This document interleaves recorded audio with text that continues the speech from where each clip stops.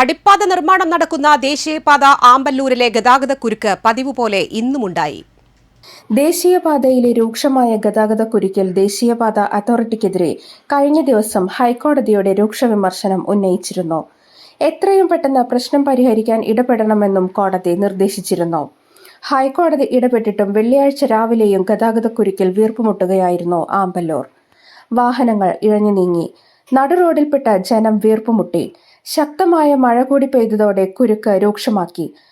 കഴിഞ്ഞ 9 മാസമായി ജനം സഹിക്കുന്ന യാത്രാ ദുരിതത്തിന്റെ കാരണം കൃത്യമായ മുന്നൊരുക്കങ്ങളോ പഠനങ്ങളോ ഇല്ലാതെ അടിപ്പാത നിർമ്മാണം ആരംഭിച്ചതാണെന്നാണ് ആക്ഷേപം.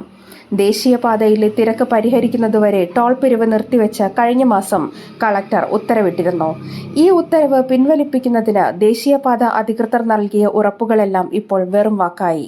സർവീസ് റോഡുകൾ അടിയന്തരമായി നന്നാക്കുമെന്നും തിരക്ക് പരിഹരിച്ച് ഗതാഗതം സുഗമമാക്കുമെന്നും NHAI കളക്ടർക്ക് ഉറപ്പു നൽകിയിരുന്നു. എന്നാൽ ഇതൊക്കെ പാഴ്വാക്കായി.